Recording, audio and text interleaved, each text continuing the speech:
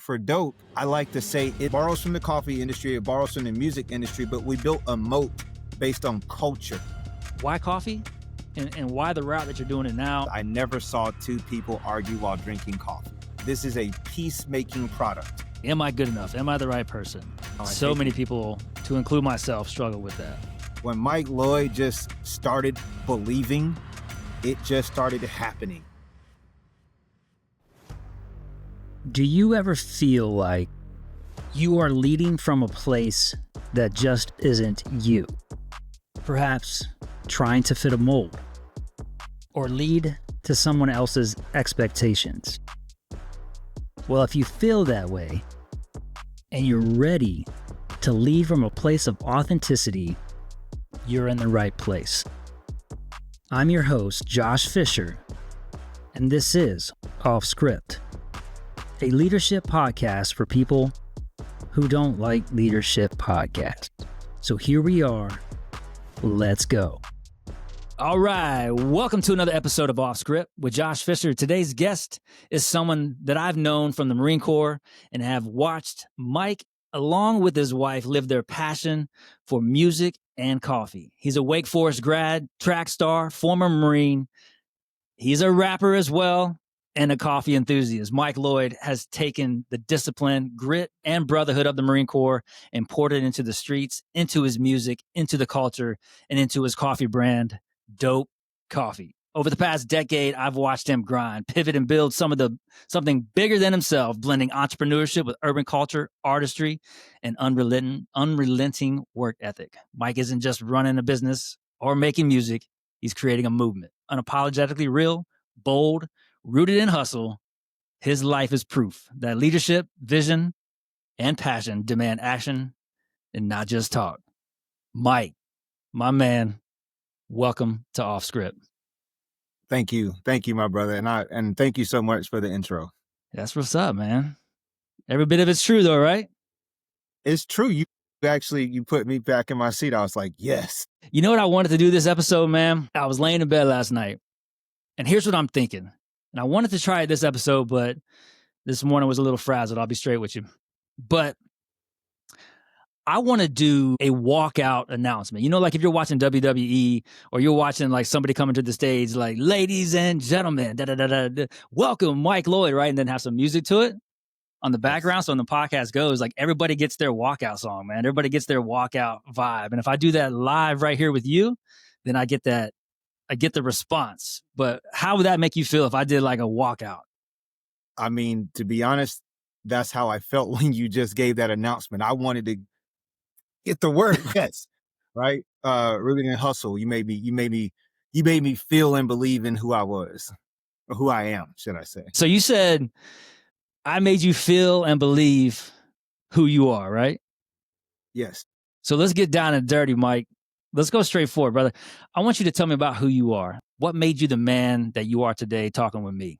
Let's go. Yeah, I think whenever you start thinking about who you are, you got to think about where you're from. And I'm a guy from Winston-Salem, North Carolina.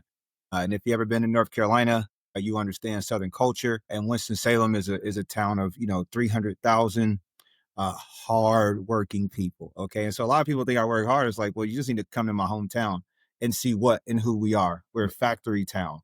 Okay. Reynolds America, RJR, right? Texas Pete, Krispy Kreme, Sara Lee, Hanes Hosiery, right? We're the junction of a railhead, and there are a lot of factories there. So I just grew up around people that went to work every day and clocked in and produced things. But there are other sides to that. It's very salt to the earth type people, right? Okay. Very, very humble, very, very devout in terms of their faith. But then there's this side of me, and everybody's like, well, where's the Mike the rapper part come from? Well, I also grew up poor. I grew up in an impoverished community, right? I grew up in Winston-Salem, we call it the other side of 52, right? Those highways that you build down in between communities, particularly communities of color, right? And so I grew up on that side of the tracks. I grew up on that side of the highway, the hood. Just talked about this to a friend the other day.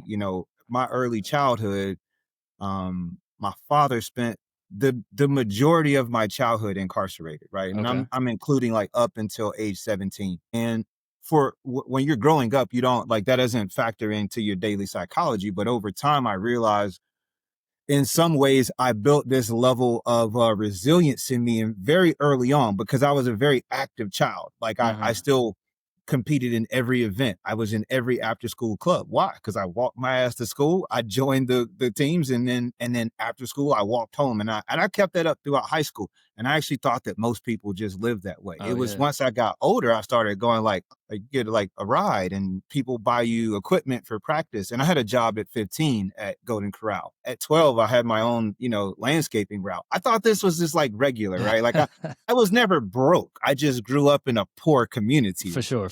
I was Yeah. always creating opportunities. But you found your opportunities, right? That's what, yeah, you just said that. Yeah. You created. You can always, there's always an opportunity, right? And I think that's where, if you ask me who I am, so fortunately or unfortunately, like I'm a big optimist, right? And an optimist isn't a person who's just like happy-go-lucky about the world. But if you have the mindset and disposition, you can see possibilities that should exist. You're not reductive in your thinking, if that makes sense. Yeah. No, absolutely. When you hear the phrase off script, and I'm going to feed into kind of everything you just said here, but when you hear that phrase off script, what comes to mind for you? In America, first I think off script for what? Like, where is the script? And so I think in America, I think off script is what you and I are doing right now, where there are conversations that need to be had. There are things that need to be said. And until they're entered into the conversation, they just don't exist, right? For example, we should be comfortable talking about economics, right? And so like whenever you jump into a topic, like a big part of what led me to Dope Coffee was this idea of a wealth gap, right? And like, why do some people have more than others, right? And I was like, well, we don't even discuss the topic yet, right? And so the kind of the narrative in the script is rugged individualism, that we're all supposed to just be great in and of ourselves. But I think that it has to be a little bit bigger than that. For example, you and I were in the Marine Corps together. We first learned the concept of team, right? Down at the fire. I mean, you have to become a proficient individual Marine, right? You have to pass your basic trainings. Yeah. But once you get past this individual level, we quickly realize that one Marine is, almost useless unless you're, I won't say that. Actually, I think one Marine could do quite a bit. Could probably do quite a bit in a short amount of time, but the resources would be exhausted fairly quickly. Once you go up to the team level, right? You stack on a level of capability. And so where I'm going is, you asked me, what does off script mean? I think that alternative narratives must be said out loud. Whenever I get to hear from a person who has a perspective that isn't mine, dude, I get so informed. Like I clearly have cultural blind spots, right? I have knowledge gaps. Yeah, of course. And if you have a different way of thinking and I get to hear from your perspective, like I get to learn something that would almost be impossible for me to learn. So that's what I think it means to go off script and be unafraid. No, I love it, man. And I just like the fact is just like, hey, my beliefs, my values, my thoughts aren't always the right ones. It's not a catch-all be-all. There's other people that have beliefs, values, thoughts, and understanding those perspectives makes you smarter, but also has the potential to change the way you think about something and how you approach life. It's dangerous. You're right. I was having a conversation. What's that? Go ahead. No. I was saying I was having a conversation the other day, and we kind of talked about the same topic here. And I was like, it frustrates me when people are like talking about a politician, for example, and saying, "Oh, they're a flip flopper." I'm like, well, damn, isn't that a good thing? Yeah, I think so. Like they may have like finally had an epiphany, like, you know what? Maybe the way I was thinking, right, wasn't the right way of thinking. So yeah, I'm gonna flip flop. And as opposed to looking down on it, we should be like, good for you for being open minded, whether we agree with that, flop or not. But the point is, like, if we just look at the humanity of it, it's like beautiful. I want to jump on that thread real quick. So, jump on it, man. So like I, as an individual, like with you in my relationship, I try to judge your character, right? And that character is a result of the relationship and the bond we form, right? Like I can't discern your character just by like talking to someone else and hearing what they think about Josh, right? Yeah. So like if I believe that you're generally speaking a good person and today you believe this and then the next day you change to something, I got to try to trust that your intentions for changing your thoughts are good. I mean, my goodness, I changed my thoughts sometimes like in the same day, right? Multiple times. And Yeah. I'm comfortable with that. I think if you can't do that, I don't understand how some people exist where they can't learn something new and then change their perspective. Like I can't come into new information and not change my perspective, you know? 100%. And that, I mean, that's just people I think just don't have a growth mindset. They're stuck in their ways. They think that everything they know, believe is the right way, the only way. And yeah, there's people out there like that. I just want to go back real quick because I don't know if you remember this, Mike. Uh-oh. Initially, so for those who don't know, Mike and I were in the basic school together. All Marine Corps officers go to this. Echo Company. Yeah, yeah, Echo Company. All Marine Corps officers go to the basic school for 6 months, teaches you basic rifleman stuff and some operations and tactics. But I don't know if you remember, you and I had a kind of a volatile, I remember. a little volatile relationship, and it took a while for us to kind of understand each other. Yeah. You remember that? Absolutely. Like I would say things, you'd be like, Josh, that's like, let's have a conversation about that, or vice versa. And we just rubbed each other the wrong way. But I think we're both mature enough to work through that. And towards the end of the basic school, when it was pretty much all said and done, like you were going to graduate, we had to go meet in the big conference room, right? A big lecture hall, whatnot. And we had our mess night the night before, our party night. Yes. And needless to say, that time of my life, I was consuming a lot of libations, and I overslept through basically roll call, if you will. And I get a shake on my shoulder at like 8:30, 9 o'clock. And guess who it was? It was Mike Loyd with a cup of coffee. Mike Loyd with a cup of coffee. And that kind of brings us full circle to where we are. Like our relationship a little bumpy at the beginning. Towards the end or middle towards the end, you and I were solid, man. We understood each other so much to the point that you were like, I'm going to take this dude. I know he's hurt, and I'm going to take him a cup of coffee. And that's where we are now. We have a great relationship. We're able to have intelligent conversations. And you are now in the coffee business. You were bringing me coffee back then, and now you're bringing coffee to the world, man. That's pretty cool, right? So thank you for sharing that. And I do remember our time at the basic school, and I will share this with you. I even looking back on, I wouldn't necessarily characterize it as being that contentious. We went through some of the hardest times of, I don't know. I did a lot of training other than, the basic school. I went to mountain warfare, went to Afghanistan. I did so many hard things. The basic school is a real grind, right? It is. Pun and no pun intended, as I was already missing my meniscus, right? And so it's, here's what I've matured to learn: not to judge people in the middle of trying moments, right? Beautiful. Say that again, man. Yeah, so think about this, man. If I judge you in the middle of a moment that's difficult and I try to hold you to that, man, like imagine the snapshot that you get of someone. Bro, I didn't know you were a hip hop head. I didn't know you knew anything. Okay, like, and that's the other thing, bro. We all have our hair. I'm a Swiftie too, man. I love music, bro. If it sounds good and it hits me right here, I'm on it. I love John Mayer. He's one of my favorite artists, right? He's talented, man. He's talented. But see, bro, that's the bigger point in life. I think talent, work ethic, like anything that's admirable about a person, you can see it regardless of what it looks or sounds like, right? And that's the beauty. But going back to our relationship, I want to say that I also had to learn to not judge people. So in society in particular, so the Marine Corps is a very conservative institution, right? And you can define conservative however you want. I believe it's culturally conservative in that we want the same uniforms that we had 200 years ago, right? It's institutionally conservative in that Marine Corps doesn't get a lot of funding, right? And so what we have, we tend to want to conserve and prolong and maintain. And so for guys like us in that environment, man, I think that was some of the best people that already existed. And when you're in that environment, like I found myself being sharpened, right? 100%. Yeah. So either way, I just want to share that, some of those my fonder thoughts, man. Most Yeah. talented group of people I've ever been around, No, I appreciate that hands down. perspective, man. And it was like Yeah. the beauty is, regardless of like individual, I guess, personality traits, like we're all there for the same reason.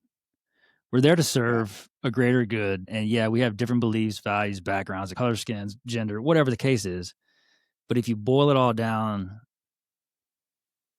we were there for the same reason. And I think that's what made us a good group of people. And I think that's what makes the military a good group of people. We're like, for essentially all there for the same reason. And once you can see that, all the barriers can be removed if you're intentional about it.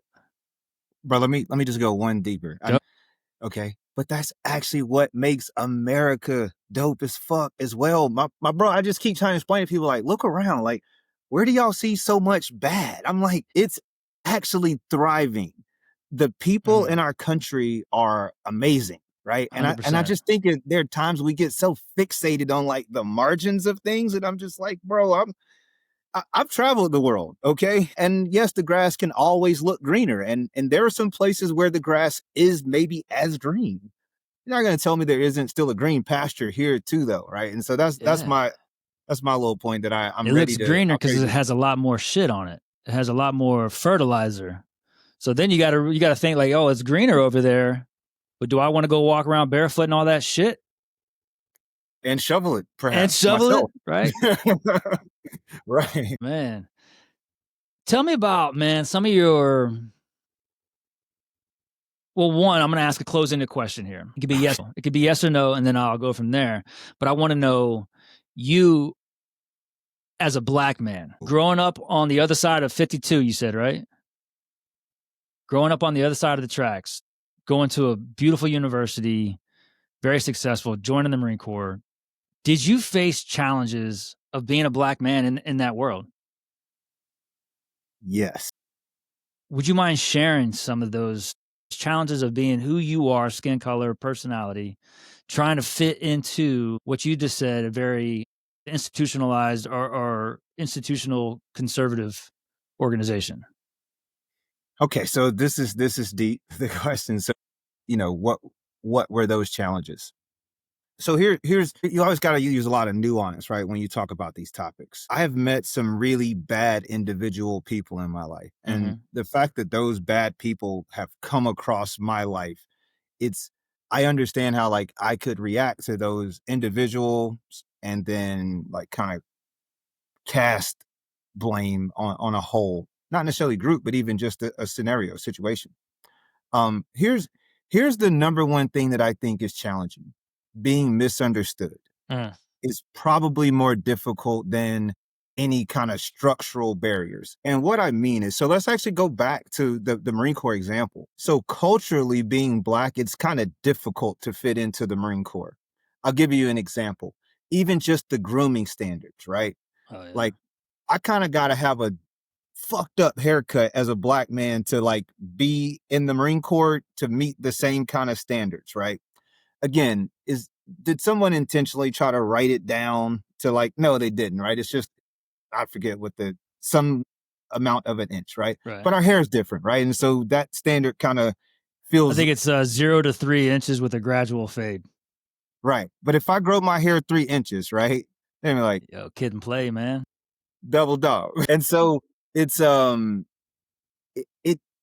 it's just more like, hey, I would not choose to do most things the way that they're done. Now, here's let me use college for an example. When I got to Wake Forest University, which is a school I love, honestly. I mean, I got to learn more about the world. I mean, the library at that place was amazing, right? So you have a kind of unlimited collection of amazing books. You tend to learn a lot, right?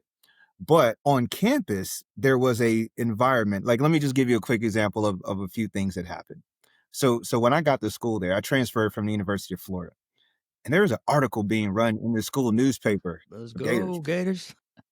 I don't know if I shouldn't have left. Okay, I can say that out loud. I shouldn't have left. I'm only but like 45 minutes away from Gainesville, man.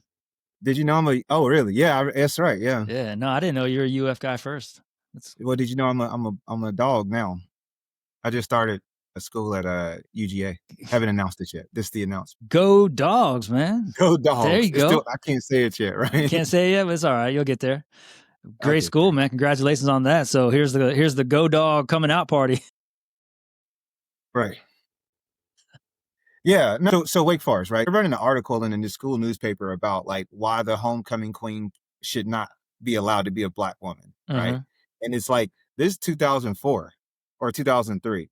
And so like when that's the environment, right? It can it makes you second guess yourself a lot, right? It makes you go like, wait, am I actually as qualified? Like, if I get the same test score as them, like, am I actually smart as them? Right? Like it just plays on your psychology where you're like always kind of warping and twisting like who you are and how you think of yourself in relation to others. Some people call this like code switching, right? Like a lot of Black people feel like they have to like morph when they go into a different environment. Interesting. And yeah, and Yeah. and I get that. I don't, but here's the thing, bro. So I had a good friend, Will, in the Marine Corps, and he said something to me that was so interesting. So Will's from Toccoa, Georgia. Never heard of it until it's on the way to it from Atlanta to North Carolina. So I drove Okay. through it so many times and not know it. And Will said something to me. We were at the engineer school, I was at the Marine Corps engineering school, and he said, man, sometimes I just get so self-conscious because when I speak, he's like, I kind of have this redneck country accent and everybody just looks at me like I'm dumb. And I was like, fuck, that's exactly kind of how I'm feeling. Yeah. And so I had to start to understand that there is this kind of main narrative of, everyone wants to fit into the master group, right? And this is what groupthink is. But then there's all these people that just don't fit cleanly into it. And I had to start to realize that, Mike, you can't wear all your insecurities on the front of you because of how like this master group is and you don't neatly fit into it, right? Mm. And Will showed me that, right? Will's fucking 6'5", jacked, smart as shit, right? But Yeah. self-conscious because he talks with the slow Southern drawl, right? Yeah. No kidding. And it's like that was revealing for me, man. Yeah. And Will's a Caucasian white guy, White guy, yeah. and Marine officer, yeah. and has the same feelings that you have as well. Different situations, but same feelings of feeling insecure, being judged about who he is. Correct. Yeah, that's crazy. Like seeing that, how did that help shape the way you think about your situation? If it, Well, that's funny because Will was saying that to me kind of like, you speak well. And I'm like, yeah, fuck it. What am I worried about? Fuck it. Like, I just need to stop worrying about shit. Like that's how that's what it did to me. yeah, It helped me actually. And we had that conversation. I was like, bro, like it's kind of weird to me that you feel that way because like to me, you just seem to fit right in. And yet, you don't feel that you do. So yeah, it was helpful to me. yeah. And I started, but so here's what happened. So when you have an experience like that, which I can't necessarily get that experience in my own hometown, right? Right. I have to know someone from somewhere else in a different walk of life. Now it just started helping me look at this guy and that guy and the next person and the next girl and go, oh, you guys all feel a little weird. Everybody feels a little bit left out. Yeah. Stop worrying about it then. And that left out feeling, a lot of it is upstairs. Some of it is intentional, right? Yeah. Sometimes we are being excluded. Of course. Okay, Yeah, there is not gonna intentionality argue out about there, that, but right? I would Right. agree with that. Most of it's probably spun up in our head. Yes, bro. Yeah. Mostly spun up in our heads. Which is kind of interesting. That's kind of how life works. When people feel insecure about something, or like this person's looking at me a certain way, we realize they're probably not even paying attention to us, and everything we're feeling right now is all up here. Let me go more off And I don't script. want to like take away from the fact that there are things still happening with that intentionality of segregation and things like that. So I don't want to gloss over that like it's not an issue. It is. But more often than not, a lot of that, it's right here in our heads. Bro, like I'm with you. Like, and I don't even think it has to be so deep as like to be something even negative, like segregation, for example. It's like I think about my kids being homeschooled and then going to high school, right? Or public school. And then one of my sons is kind of insecure, right? Because like we don't buy like the latest fashion trends. And I was like, bro, think about this, man. You could care less about those shoes 6 weeks ago, and now you care about them. Uh-huh. You need another pair of shoes to validate like who you are to people you don't know. And he thought about it. I was like, because you have some money and I can give you some more, but like because my kids, they have to work for their money, right? It's like, so you ready to go drop 6 hours of labor on keeping up with your homeboy? He's like, no, not really. And it got a lot clearer to me. He's like, Mhm. yeah, it don't matter. And what people think of you, especially as it relates to your character and your values, just doesn't matter. Yeah, And it's freedom when you can embrace that concept. for sure. So what shaped you? I mean, like, give me some other examples. And I love what you just said to your son. Do you need this thing for that validation?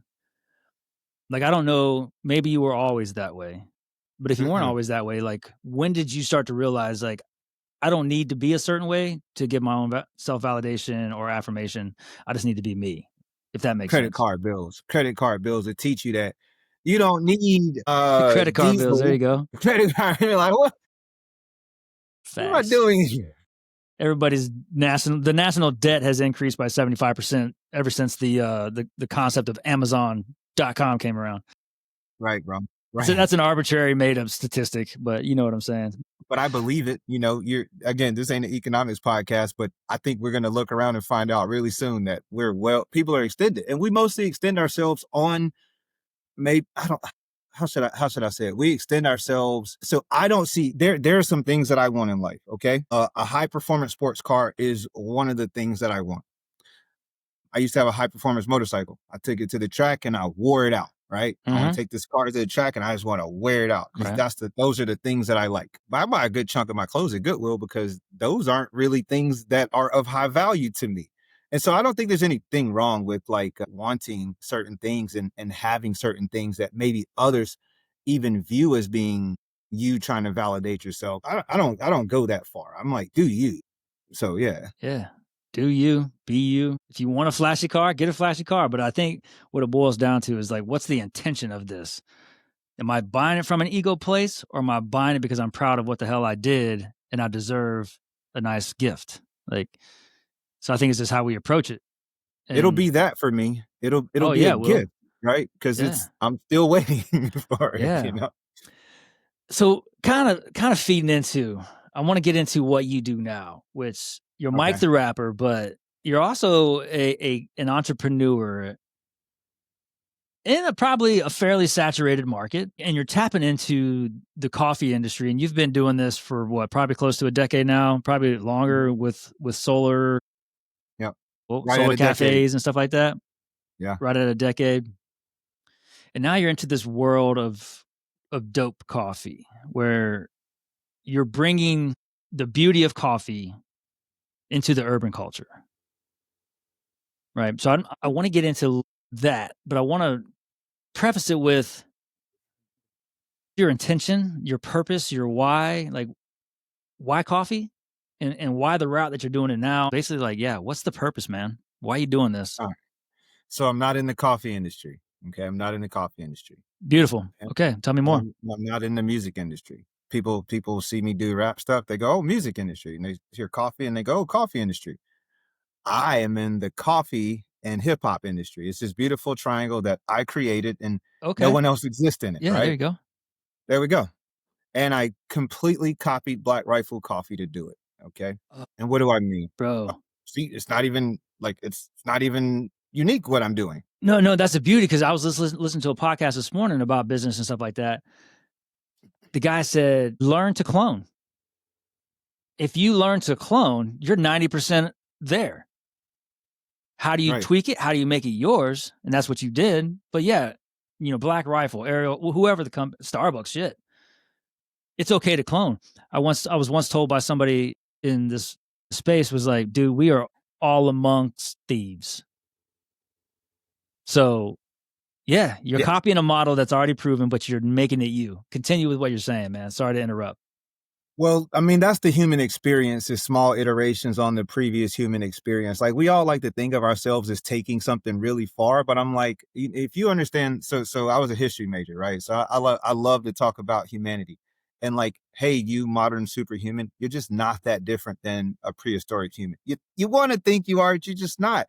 And for all the intellectual property bubbles out there, which yeah, I mean, I file intellectual trademarks and things like that, but like all of our ideas are just taken they're called memes, right? Human thoughts transmitted to another human. There are no originalists out here, Yeah. right? And that's the weird part, because we are in a society that has rules and laws. And so if I want to commercialize anything, I have to buy into the system, right? This is kind of where like who you are and how you have to exist, they have to merge. Yeah. But going back to what you said though, so I'm not in either one of those. You're in the industries, coffee hip hop right? business, man. So why that way? So I read a book. I was actually in the Marine Corps, and I could be saying the title wrong. It's like Blue Ocean Marketing. Yeah, Okay, Blue Ocean and Strategy. is that it? Blue Ocean Strategy, Yeah. right? And when I read it, it was like, all right, bro, you go out there in the in that red water where the sharks are, and you like halfway swimming with your limp flipper, you're gonna get ate quickly, right? Mhm. So go where it's calm, right? Go where you have a little time to grow where the sharks aren't, right? The sharks are that big because they've been eating. Here's what I understood. It's $100 billion industry. So just for a moment, let's just be simple and say, if you only take 1% of something, because generally speaking, like that sounds obtainable to say, I can Yeah. attack 1% of something. And you go, well, how do I go about doing that? And I just had to look at it. So this does get into you asked me earlier about my experience as a Black man and like kind of how it informs things. Here's what I realized. Nobody in the coffee industry even pretended like I existed. I was like, that's a gap. It's y'all's fault that y'all don't talk to all these people who probably would really love coffee, that no one just even tries to suggest it to them. That's that cultural bias, right? It's a blind spot in the current industry's vision. Now, Starbucks has definitely woke up to it, and they're trying to do so many things at this point to catch up. But the reality is who they were, their corporate identity to some degree is antithetical to the customers that they're trying to currently attract, right? Interesting, yeah. So for Dope, I like to say it borrows from the coffee industry, it borrows from the music industry, but we built a moat based on culture. Okay. And that's super important, because I can always replicate a formula, right? But can you take hip hop culture authentically and then take that to the people, right? Because hip hop is like it's a music form with no authority, right? So in classical music, even to a degree in jazz, there are all these like central authorities, right? But hip hop is a very democratic art form, and it's simple. So anyone can mostly participate in it, from a beat making to I just participate in the background to I have a story to tell. You don't have to be a trained vocalist. You don't have to have a lot of skill and talent. Now, these are some of the reasons that, hip hop is kind of lambasted, because it's like, listen to all this crap music. I'm like, but listen to all these humans express themselves in what I view as mostly a positive way. It's a poetic right? art, man. It's poetic art, right? And it is. It's story. It's country music told on a different beat in a different language. Bro, country and hip hop is like, this is okay. Let me, I get it. This ain't a political podcast, but I can't share my thoughts without adding this. Conservative America and urban America. I've lived in both. They're both experiencing the exact same phenomenons, right? These people are mostly the same. This is why country music and hip hop tend to feel so related and similar. Now I get it, the cultures clash, right? But to you and I, the folks that objectively can step back, you go, why does this seem so remarkably similar? Right. I'm like, look at the people, look at their lifestyles, look at their challenges, the same. Yeah. Right. So that's my country hip hop. I love it, man. Good perspective on that. Hey, what's up? Just a quick break to remind you that Off Script isn't just about my stories and my experiences. Off Script is meant to be a community, so it's about your stories and experiences as well. I would love for you to be a part of the Listeners Off Script series, Stories from the Stage, a series featuring people like you.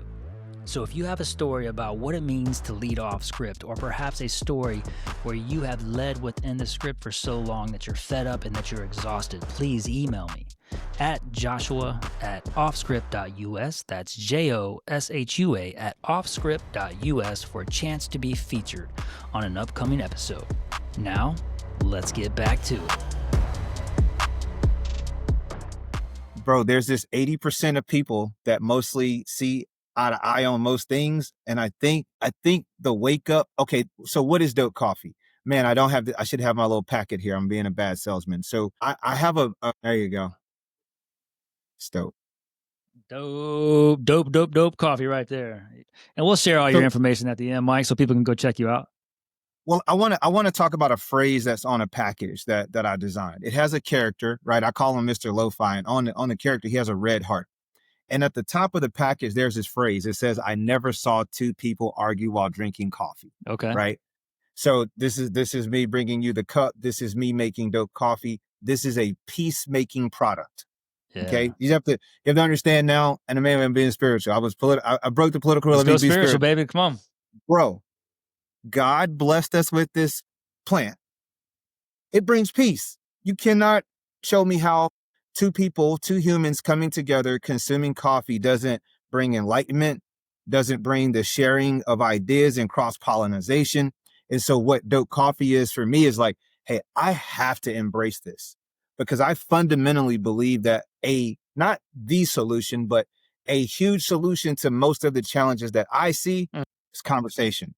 Right. Yeah. And so now I got this plant that creates conversation, and hip hop is this whole conversational thing. They feel synonymous to me.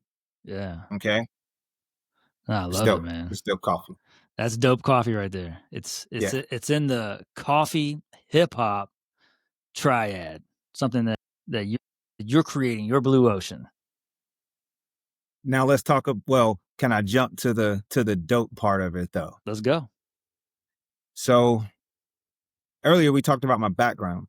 Yeah. What I didn't share is like, I'm just from a real life drug dealing, selling community, like in a way that I don't think people who aren't from those communities, they don't understand, because drug dealing didn't seem like a negative thing in my life. It didn't take on the same kind of notions that I've found exist in greater society. Yeah.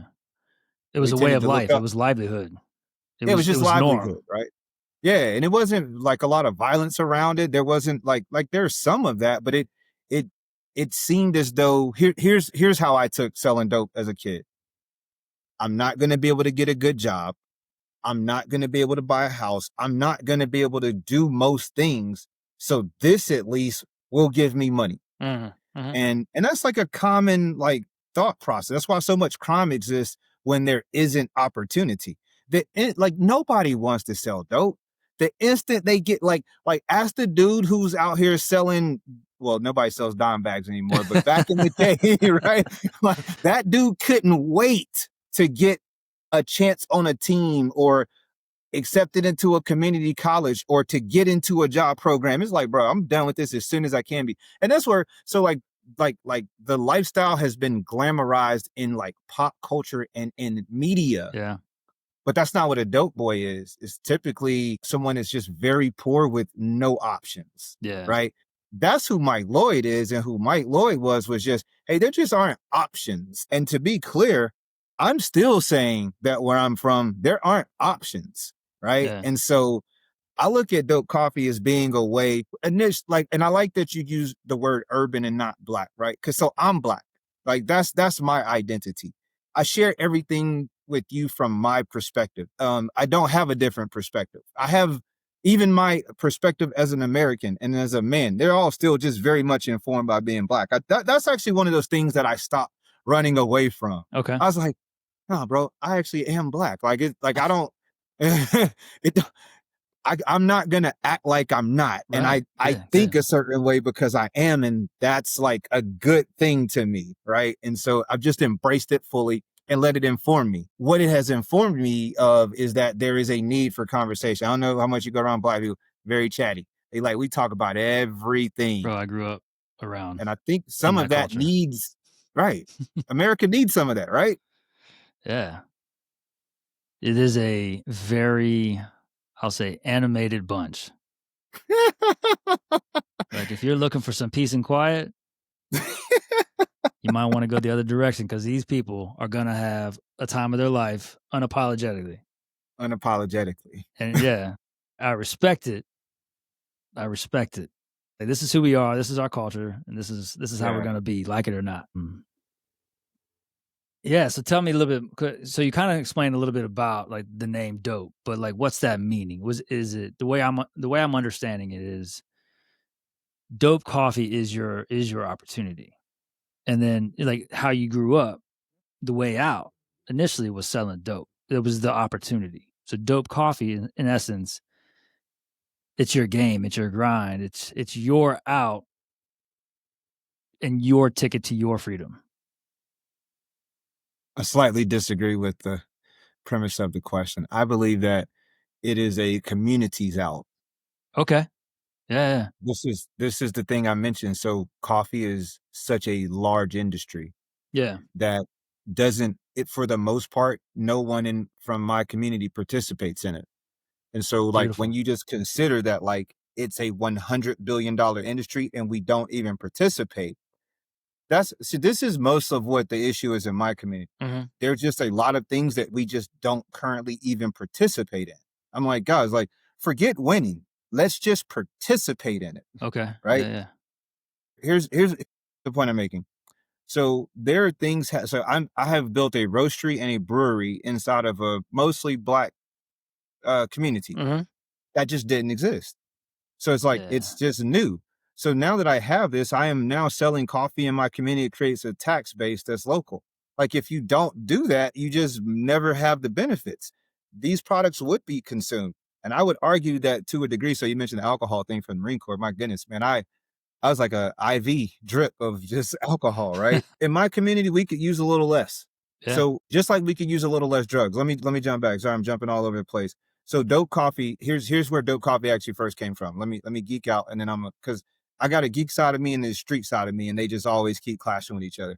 Dope coffee started as a kind of like a what you would consider like cryptocurrency in a comic that I was creating.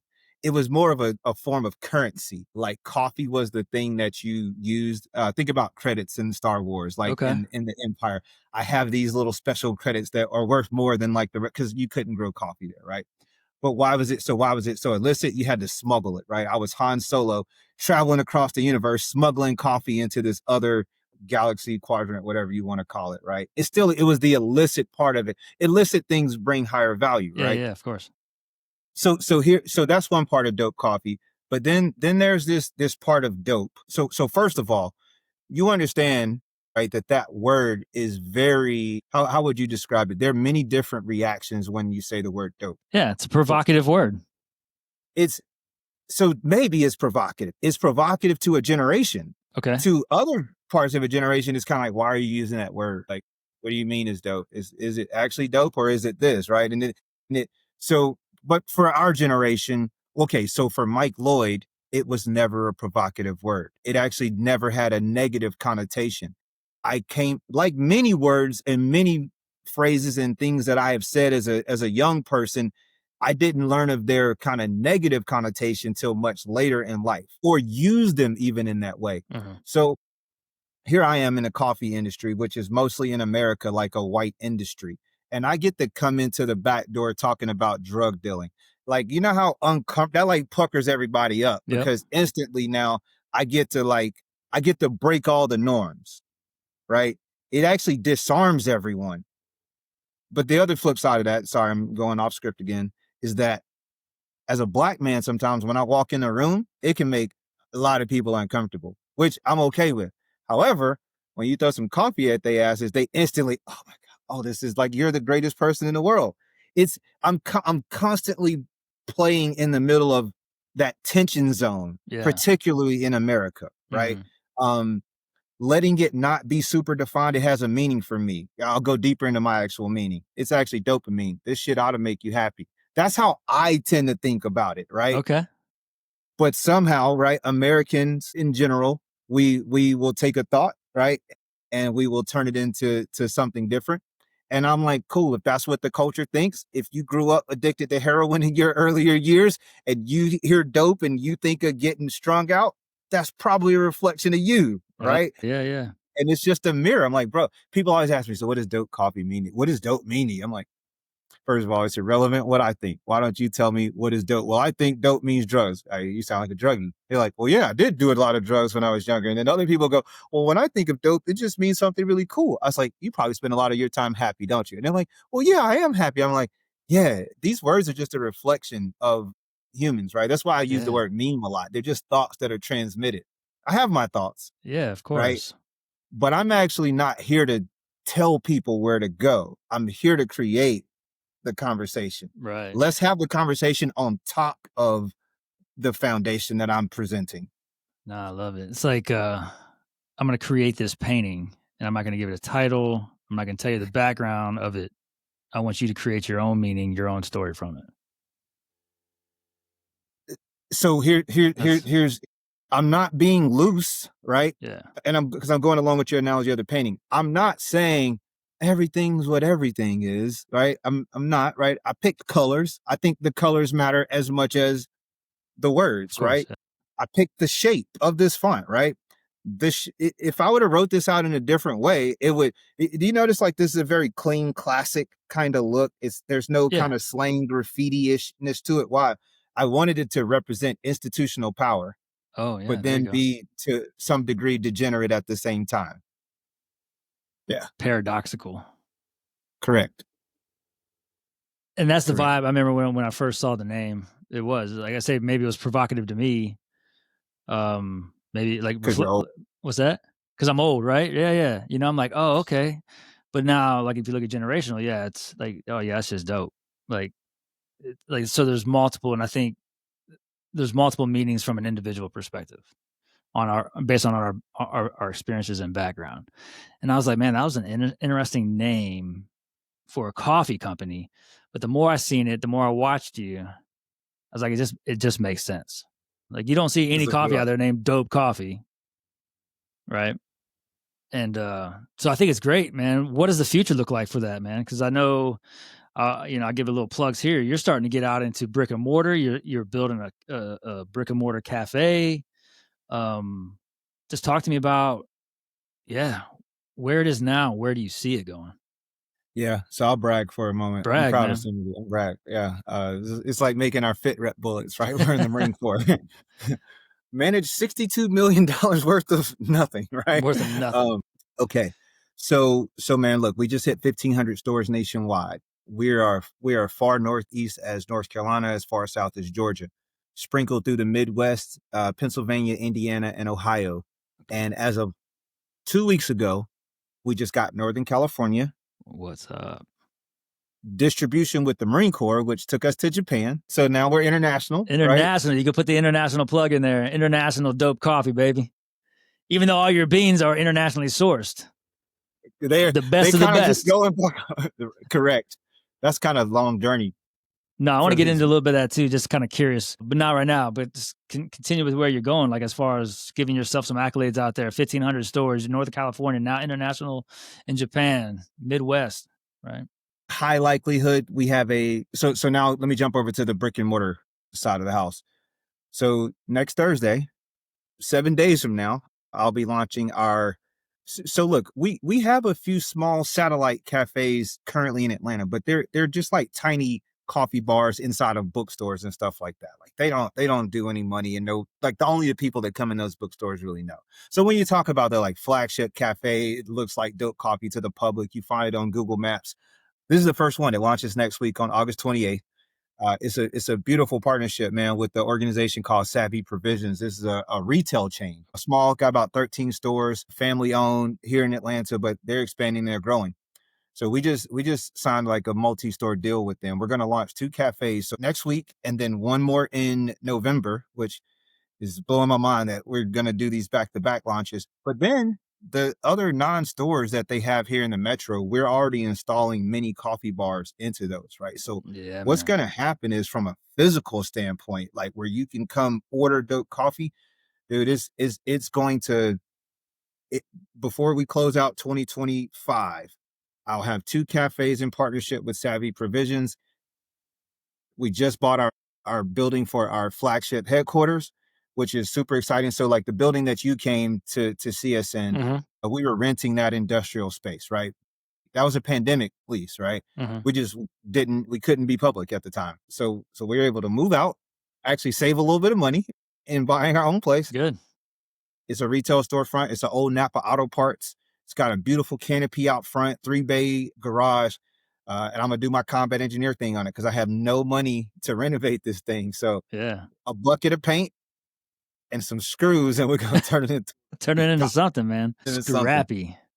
scrappy, man. And That's then I exciting, have man. Like it's brick and exciting, mortar, bro. and you're in retail stores. You're building 2 cafes. You're building a headquarters. Like, bro, and you've done this all within a decade. And you have a Yeah, massive team behind you, don't you? I do, and it's the team. Yeah, that's the key. And so you can't have that level of success without a team. That's the myth of the individual, right? And this is like I tell people we got to be individually responsible, but you as one individual, you're not going to accomplish much, right? This is going back to that one Marine, right? Like Mhm. standing post alone, like without a quick action force, without a guard force, like you're solo. My team starts with my wife, Michelle. She is more than just like my partner. What a lot of folks, so if you taste our coffee and the coffee's good, if you have some of our other coffee-based products and you go, hey, this isn't just so because like you gotta understand, bro, we only get 5-star reviews. We've never had less than 5-star reviews. It's very interesting to me, well, not interesting because I know Michelle, I know my wife. I'm like, she is the one that's responsible for the palate and preference of dope coffee. She's so amazing at it that it's easy to take her for granted. Mm. And so people go, yeah, but your coffee tastes better. And I'm like, well, taste is subjective. This is me. And they're like, no, man, I'm telling you, like, it's better. And I'm like, I oh mean, it yeah, was yeah, I pretty keep it's pretty forgetting. good, man. I pounded through those K cups or whatever, like, quick, and I was like, "Damn, I need to Right. get more of that," so But it's those are smooth, probably man. like the freshest K cups that anyone's gonna taste. But let me go back to the team really quick, Yeah, right? yeah, d yeah. Because because a part of this is like when I named the team, like listen who I said, my wife, my cousin. These are a lot of things people shy away from, right? Working with their family. It has not been easy. It's Mm. actually been super difficult. But guess what? When you have a group of people that are willing to go through a struggle together, they get so strong together, Yep. right? And then you so now, man, like we're able to bring on a new deal in a matter of hours, and what used to stress us out for 6 months takes about 15 minutes to respond to now, Mm. right? Beyond that, though, let me tell you, can I give you some of what I would consider to be my tips for success Yeah, give it to us, man. as an entrepreneur? I don't try to hold on to my entire company. I give everyone equity stakes because they have to be able to benefit in the upside just like me. Yeah. And I would actually tell most founders that the more equity that you give away, you're probably going to get wealthier. And this is kind of like a secret of capitalism that I don't think is well known. Mhm. If you want to succeed in capitalism, share, right? If you Mm. want to succeed in capitalism, work well with others. Because we tend to see like the big bad companies, but we don't understand that there are a lot of companies that are healthy and thriving and that the people working in them and for them Mhm. love their companies. And it's because typically those types of companies, most people stand to win on the upside. Yeah. And so I'm big on that. I raised capital from the public via crowdfunding, right? Because I had no money. When I raised $100,000 crowdfunding, and like honest to God, dude, I had less than $500 to my name, Mhm. right? 3 kids, a mortgage, and all of that, right? And when I raised from the public, people invested $200. Some invested 80,000. Somewhere in between that $280,000 investment, I found a group of people who were willing to advocate for me. I asked them to join my board. I gave them a small slice of equity. And so what happens now is I have this immense group of people. They're professionals, right? They're all kicking ass somewhere in their daily life. I got a core team of 4 of us. Right. And then I have this plus team of people who all I'm asking them to do is take what they're really good at and just every once in a while just throw one little dart for dope coffee, right? And they're so competent that when they do that, the effects tend to be. So I left 2 locations out of this brick and mortar thing. All right, and this the deal isn't signed on this, but we're bringing a London, UK store online. Okay, Okay. International for this real, is for all real. Well, here's what happens. I share a part of my company with someone. They invite me to New York, to Wall Street, to talk in front of all the who's of Wall Street. I only get this opportunity because I shared a part of my company with someone. Tiniest slice. Yeah. To them, it might even be insignificant. I shared something with them. They shared something back. All of a sudden, I'm talking to a dude that's in a $4 trillion company.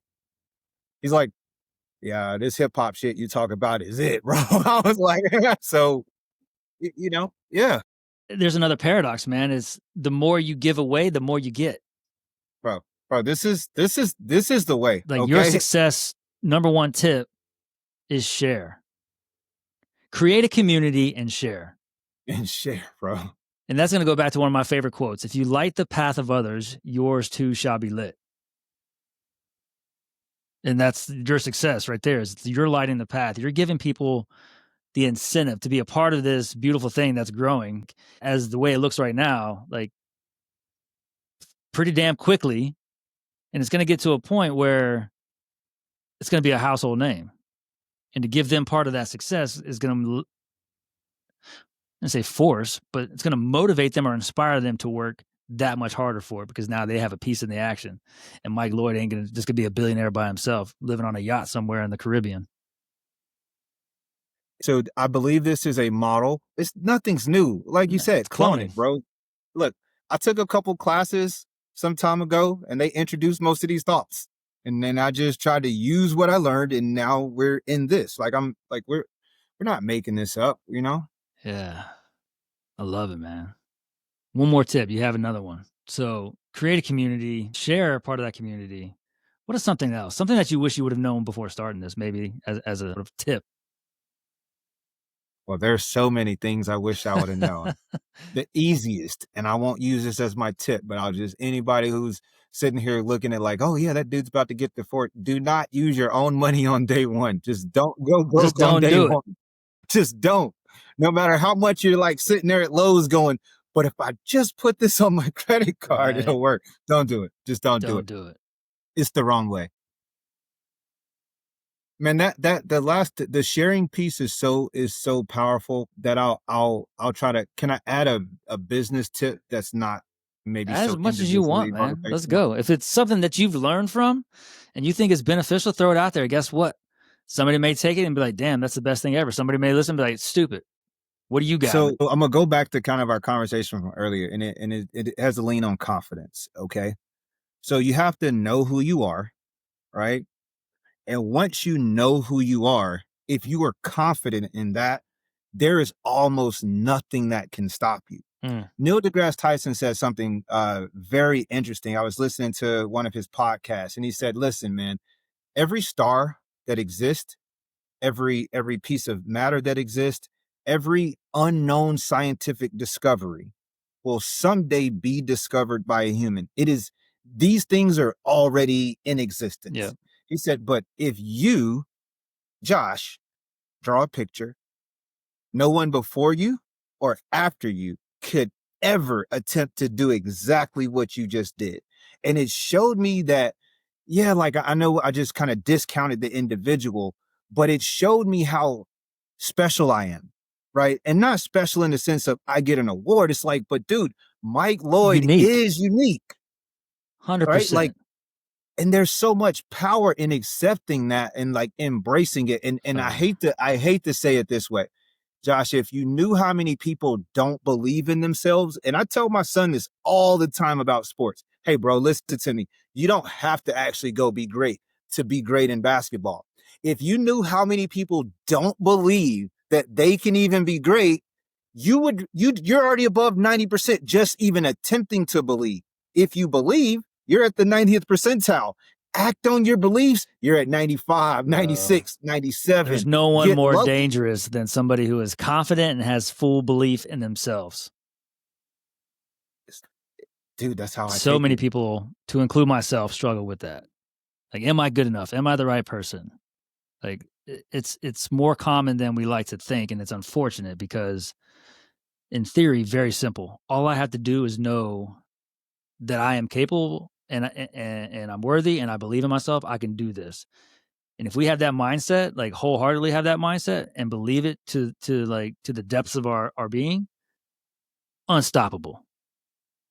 I want to be vulnerable just for Yeah, a baby. moment. Come on. There it is.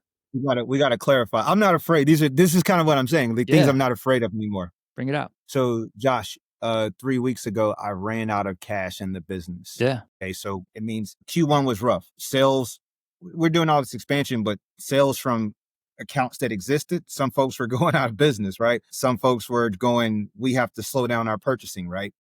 And so I'm in the middle of signing leases, signing deals. I'm expecting large cash flows to come in, and I ran out of cash. And that was difficult because I almost lost this. So this confidence that I was so easily talking about a few moments ago, I almost lost it. I was like, I can't believe I let this happen. Yeah. Here I am again. I'm back managing the business poorly. And it's like, wait, stop, bro. You just laid out $500,000 worth of products all over America. You're not messing up. This is normal. This is actually what happens to people. And the minute that I got back into that mindset of being confident, here comes $5,000. Here comes 10,000. Here comes 6. And it's like, okay, yeah, if it's your reality is a reflection. First, I believe that I am the one creating my reality. It's the manifestation. It's the visualization. It's the law of attraction. It's right. How we think internally, our external world represents that. And I just find it in practice to just be true. Okay. Yeah. Like, I'm not trying to convince other people. I'm saying, hey, when Mike Loyd just started believing, it just started happening, you know? It is. I mean, easier said than done, but that's the truth, man. Everything up here is manifested externally. If I'm a negative person, I have a negative outlook, I'm going to bring that energy into my life. I don't want to, I just disagree a tiny bit. Come on. I don't think it's easier said than done. Here's why. Okay. It's much harder to not do it. Here, let me be clear. In the long run, yes. Yes. I failed continuously until I finally believed in myself. Okay. See, I don't have enough room on the screen to show you how far I kept failing. Is it pi, man? Is it 3.14 like continued? Is going on, and it's like, bro, the tiniest bit of self-belief is like, you just go all the way back up, the tiniest bit. It is much harder to not believe in yourself. I was going to lose everything I have, not believing. No, I don't disagree with that. I mean, I agree with that wholeheartedly. Like, people suffer because of the lack of belief, and it sucks to be in that. It's hard to be in that, like, to be close to poverty, losing your house. Like, it's hard as hell. Like, so what you're saying, it is easier just to do the damn thing and deal with those challenges, right? One quick example, man. I struggle with some things out through the Marine Corps, just, kind of like many people do. And I kind of was holding on to it, like in my consciousness and my subconscious, with medication, with other things, alcohol, right? I think that's why a lot of us drink, right? And I never had this like one moment where it all went away, but I was like, bro, I'm just sliding further and further down. Financially, a similar thing. Hurricane Florence hit my business in 2018, Solar Cafe in North Carolina, right? That financial slide was going to take me all the way down. And just the tiniest bit of belief. I mean, bro, like, again, I'm not even saying that I have a lot of confidence in myself. This is why I kind of feel like my personal testimony is like, it's why I like giving it. I'm like, bro, like the tiniest bit of self-confidence, the tiniest bit of self-belief. So here's why I brought that story up. Probably like many others, like I had gone through this like suicidal period in my life, right? Where I just having these ideations, couldn't shake it. And here's the revelation for me, bro. I started going, fuck, I'm going to wake up every fucking day. It got depressing waking up, not the gift of life. That wasn't depressing. It got depressing going, hey, little dude, you're going to keep waking up regardless, and you suck. You might as well do something about it. You might as well do something. You know what I'm saying? Like, that's where I was for like years. Like, yeah. And so it became easier to like believe, because the crashes that you crash into success when you believe. Yeah. And I didn't believe in myself a lot. I'm letting others know I didn't believe in myself a lot. It was a tiny bit of belief. Right. So I'm encouraging people to just have the tiniest bit, Just man. believe a little bit. Yeah. And you just said you'll crash into success. And pre-recording here, you were talking a little bit about that. Is it's like, I know that I'm supposed to be here. I know that I'm blessed. But oh shit, this stuff is growing quick. You're crashing into success, man. When I told you that I ran out of cash a few weeks ago, that's kind of what I mean. Like it's like, hey, dude, the reason that it's coming this way is that you put so much energy in that tiny belief. You put that tiny belief in yourself 10 years ago, right? To say you want to do this. That created acceleration. Now, what happens, the crash for me is, wait, did you think that you would run out of cash right when you have everything that everyone says is like the best of it all? No, you wouldn't think that. So if you don't, there's no crash, there probably wasn't a lot of velocity behind it, right? And so I just tend to find that that's the cycle of the entrepreneur, right? You know, we have the cycle of the infantryman. I'm up, he sees me, I'm down. Yeah. It's kind of like I have an idea, I believe a little bit, I take a massive leap forward and I crash. Okay. Yeah. And then I do that again. Do it again. Yeah. Resiliency, like you said, man. Yeah. That's what you're known for. Mike, what is something what's a question I should have asked you? Why are you so happy? Mike, tell me why you're so happy, man. I believe in people, man. Like I do. I believe in the goodness of people. I see so much goodness around that it invigorates my spirit, it invigorates my soul. It was the conversation that you and I were having, like you were saying pre-recording. Like I believe you're a good person. So you hitting me up to say, hey Mike, I want to talk to you about this podcast. Like that injected positivity in my life. You hit me up right in the middle of going out of cash, right? And so I'm like, yeah. Let's talk to Josh because you want to create an environment where a person like me gets to share, gets to open up and gets to express. So like those things bring me joy, man. I tend to find joy. Look, I know that for a lot of people, we're in a time in our country where they feel moodiness and they feel tension. Yeah. Right. But I'd actually encourage people to look close around them.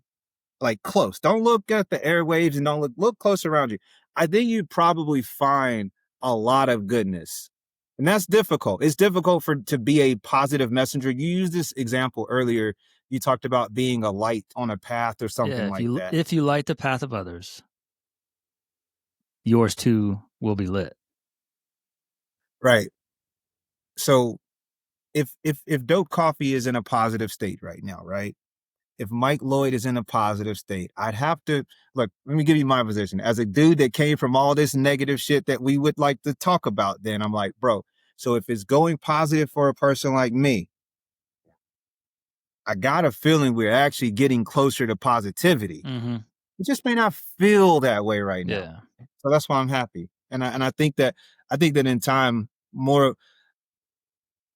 I think there are a lot of reasons to be happy. And this is like, I hope that this is what I get to share. Right. Not happy go lucky. I don't want to use it in like this kind of really like Diddy Bop kind of way. It's more joy. I mean, like you're finding joy in the things that you're doing. Happiness is a fleeting emotion, comes and goes, but right. Good days, bad days, all those days, at the end of it, you're still finding joy in what you do, and you find joy just overall. So that's what like when you said maybe it's not happiness like go lucky, but you just feel good. Feel like you're in the right place doing the right thing. Absolutely. Right? That's beautiful, man. So tradition on the podcast, before we get off here, I like to ask journal questions, journal prompts for the listeners. Something that they can chew on and they can think about. And I like to have the guests share a question. So what would that question be for you? Where is your moral compass pointing? What do you mean by moral compass? I know what you mean, but in case somebody's like, what the hell is he talking about? So I believe that every human has a set of ethics and morals, right? These foundational principles that hold true to maybe you and your psyche, right? And so for me, a lot of that was informed by Christianity, right? So I have these things that I believe are tied to my morals, like do not lie, cheat, or steal. Right? These are moral values that I hold. So I'm kind of giving the answer for me, like my compass is pointed in that direction. I didn't say my body is pointed there. Sometimes I'm going the opposite, Yeah. but my compass is definitely like north is that way. And I know Beautiful. which way it is. So let's add on to that, because I think what you just said there will help expand that question is, where is your moral compass facing, pointed towards? And do your actions aligned with that? Yeah. That's now I got to go write my journal article. You basically said, okay? hey, my compass is this way, but sometimes my body's going that way. And that's normal. It's just a matter of like, oh shit, I'm going the wrong direction. How do I get back? How do I get back to that? Let me do my quick journal answer. Okay. One of the things that I should be is a peacemaker, and I can be a belligerent. This is one of those examples of where I know where my morals are going. But sometimes, man, like just the me, bro, we gonna have to duke it out first, okay? And that's a tough one for me sometimes. Yeah. So what comes up when you see yourself going that direction? A lot of it comes with how we treat each other. So again, I mean, I'm kind of repeating myself here, right? I come from an impoverished community, and it is important to me how we treat the poor. And so I tend to, but in order to be a peacemaker, right, I would need to be more civil, right, in my dialogue. And I'm just ready to go beat down the rich people that I feel like are kind of stopping it. And that's not the answer. So like my morals tell me to create dialogue, Right. and to share. But then like that part of me just The wants to go fighter in duke you it is out. saying, this is what I want to do. This is what I want to do. This is how I right? I call feel, it but it's probably not the right thing to do. So that's just a probably lot not. of emotional intelligence, man. A lot of awareness to be able to You ever read the book Chimp Brain, or like the Chimp Brain? no, the monkey brain, the chimp brain, no. Right. Yeah, and I may be off with that, but it basically just kind of, if you go along with kind of human evolution, it's kind of comparing the parts of us that just react right more animalistically, and it Yeah. explains like how. And I was like, dude, I really have like super chimp brain. Like I see it, boom, I'm ready to like let's go. Right. And I've had to learn to temper that. I haven't learned that yet. I'm trying to. Trying to.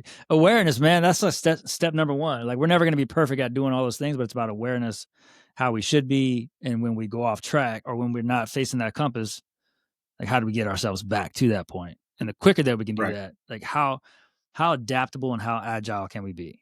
And that's the key, is you got to be adaptable and you got to be agile to get back to where you need to be.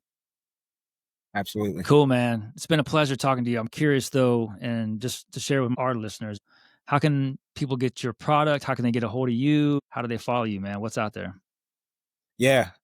Look, so if you want to follow me on Instagram, it's Creative Mike the Rapper. Okay. And so, because here's what what I would like for everyone to know about me. If you listen to my music, I definitely present my perspectives, right? I'd ask that you just judge it, and judge me based on, what you hear. And if you want to have a conversation, shoot me a DM.